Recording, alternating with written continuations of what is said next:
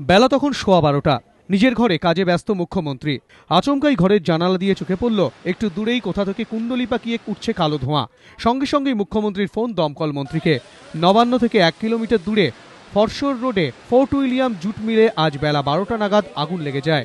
কর্মীদের দাবি, মেশিন অয়েলের ট্যাঙ্কে প্রথমে আগুন লাগে। প্রচুর দাহ্য পদার্থ মজুদ থাকায় মুহূর্তের মধ্যেই আগুন ছড়িয়ে পড়ে কারখানা জুড়ে। ছড়ায় আতঙ্ক। आकर देख रहे हैं कि आग लगा हुआ है। आग लगा, दमकल काम कर रहा है। हाँ, दमकल काम कर रहा है। कैसे लगा ये हम नहीं बता सकते।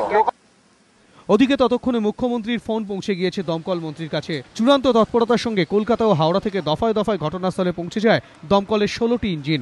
পৌঁছয় বিপর্যয় মোকাবিলা দল। কিছুক্ষণের মধ্যেই সেখানে পৌঁছে যান দমকল মন্ত্রী জাভেদ খান, কৃষি বিপণন মন্ত্রী অরূপ রায়, দমকলের ডিজি, এডিজি, হাওড়ার মেয়র।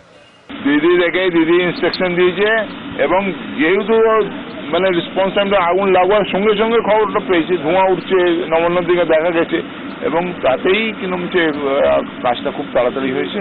ফায়ার টেন্ডার প্রায় 15টা এসেছে, 4টা কাজ করছে, 4টা 5টা কাজ করছে, বাকি প্রয়োজনীয়তা নেই।